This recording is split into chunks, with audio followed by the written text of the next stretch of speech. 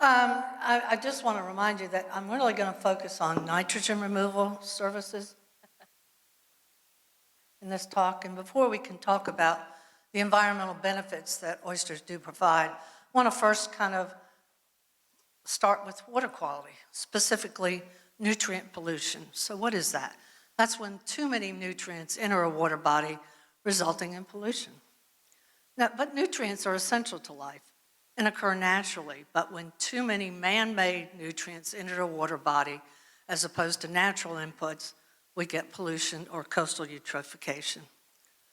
So this is a global problem. 65% of our estuaries are impacted by too many nutrients, classified as moderately to highly impacted. The graphic, the water body in the graphic on the right shows excess nutrients. We've got algal blooms, usually noxic species, increased turbidity, loss of habitat, hypoxia. But here's a few things we do know.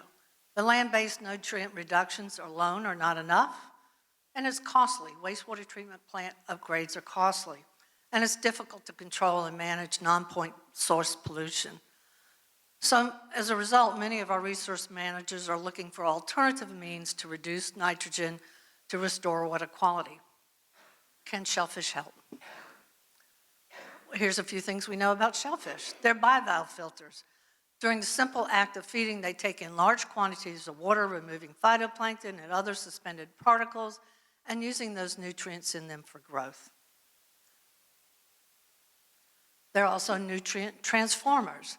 That nitrogen assimilated in the tissue and shell are then removed from the water at harvest.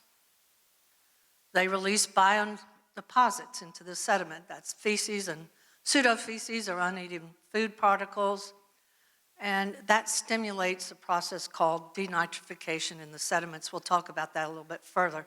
There's also long-term burial of biodeposits.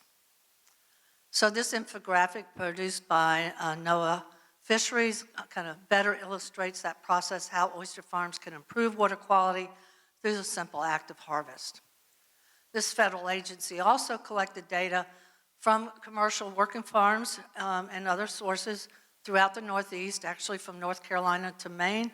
The metrics collected were the size of oyster at harvest, nitrogen in the oyster shell and tissue, and converting simply size to weight, they were able to calculate the quantity of nitrogen removed through harvest.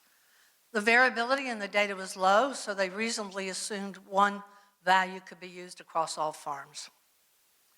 So with that data, they were able to develop an aquaculture nutrient removal calculator, a tool designed for use by growers and managers to accurately predict harvest-based nitrogen removal.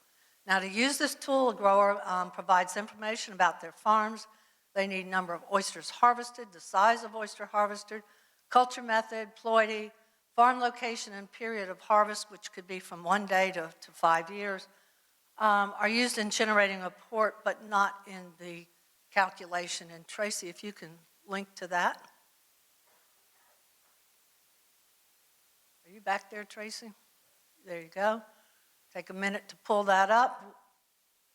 All right, let's get started. Let's call, our farm is going to be called OSS 2026. All right, it gives you a drop-down menu on culture method. We'll just leave it at floating right now for sake of time. I would say over the past few days we've eaten a combination, so let's go to a combination of ploidy type. Farm location, oh well, it's Houston Bay, wherever that is. All right, let's pass the actual coordinates. You can do a pin. All right, size of oysters. Well, I would say average size might be 2.8 that we've eaten so far. I don't know. All right, more importantly, how many oysters have we eaten so far and going to eat tonight? Any guesses? Well, let's put something down quick. 3,000. All right, and Tracy, the period of harvest would be the 28th through the 30th, right? And let's see what they calculated the amount of nitrogen we've removed through the Oyster South. You can see that in the total being, and I can't even read there. Bill, what does that say? Go ahead and bring me back. All right, bring me back to the slides, Tracy. So it does generate a report for you that you could use in a permit application, for example, and yeah, I guess, and an infographic relating that nutrient removed to bags of fertilizer, et cetera. So what about growers south of North Carolina and here in the Gulf? Can you use this calculator? When I asked the creator, kind of hesitant about that, but they are going to create a version 2, and they want to incorporate new data from other water bodies. They will expand to other geographic states, or excuse me, areas. Florida has data we tend to provide to NOAA. They are now currently creating a Texas calculator, so you folks out here that might know of universities or other in your state, let's get them the data. They also plan functions for phosphorus removal, and then how much oyster seed, how much nitrogen and phosphorus they can remove. All right, so habitat is another valuable ecosystem services that shellfish farms provide. The NOAA's GoPro Aquaculture Project, they have provided a lot of video footage documenting that interaction of your gear and fish populations. They plan a calculator to estimate those habitat benefits coming soon. All right, so with some SOAR funding, the University of Florida conducted a project to assess using shellfish for water quality improvement in Florida. Threefold objectives. We wanted to know what the nitrogen removal was from shellfish, both extraction and denitrification. Are you giving me a sign already? Good. Is there a predictive relationship between nitrogen removal and environmental parameters so that we could create a default value?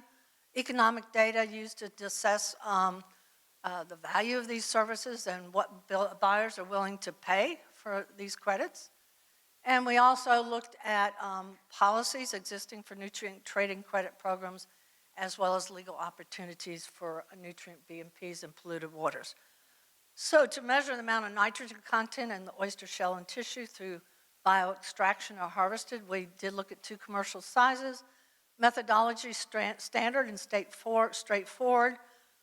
Those are the values. We obtained very little variation, on average 0.16 grams of nitrogen removed from oyster, and we can use those values to scale up to a grower's harvest. Now, denitrification is the process which bacteria that exist in naturally occurring bacteria in the sediments break down those biodeposits from shellfish into several forms, ultimately releasing it as nitrogen gas into the atmosphere. So we looked at 2 commercial lease areas. We measured sediments there during wet and dry seasons over 2 years. We also measured sediments from nearby sites without shellfish so we could get that enhanced value.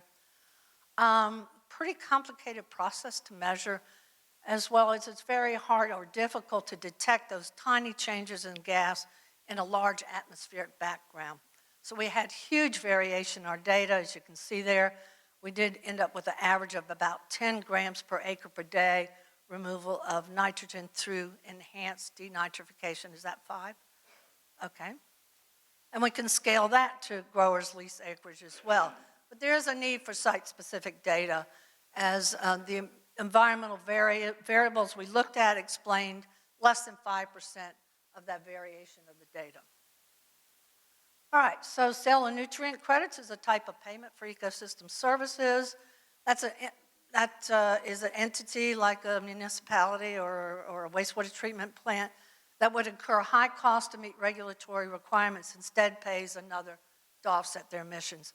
All credits must be certified generally by an agency before them to be traded. We surveyed 50 wastewater treatment plants across Florida to be able to get this type of data, the value of these nitrogen removal services. You see the values there. We end up with an average about $9 per pound of nitrogen removed. We use this data, and Tracy, go ahead and link onto that, to create a Florida shellfish farm nitrogen calculator. We'll get started. We did this for both clams and oysters. We're going to click on oysters. It's a very simple calculator. We enter the amount of acreage. Somebody yell out a number. 13 acres for the farm. And the amount of harvest in the year that you did from that 13-acre farm. How many? 4 million? All right, can you get all those numbers in there? All right, let's see what you did.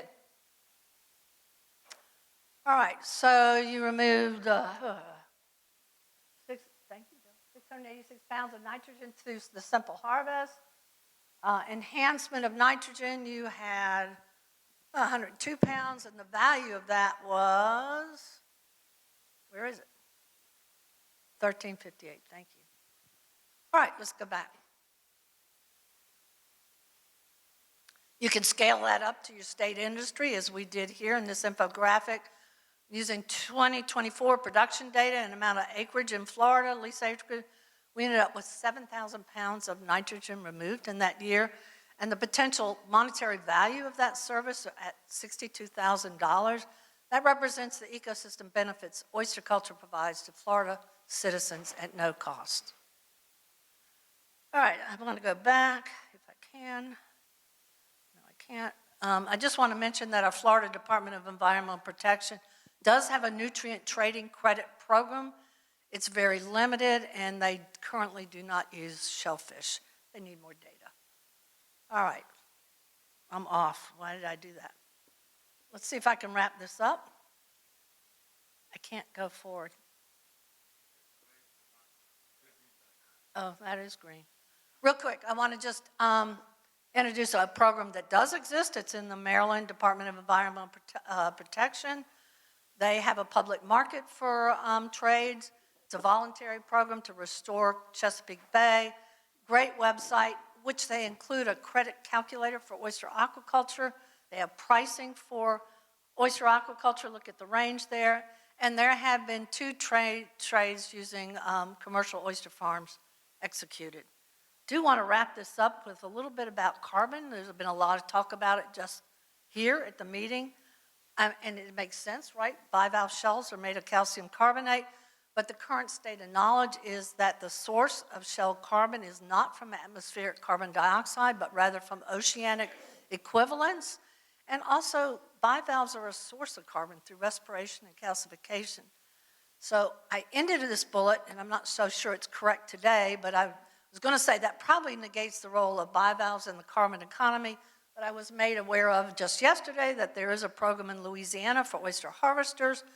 So I don't know, it's being held by, done by a non-for-profit. But regardless, we have plenty to thank oysters for. Made it. Thank you, Leslie. That was perfect timing.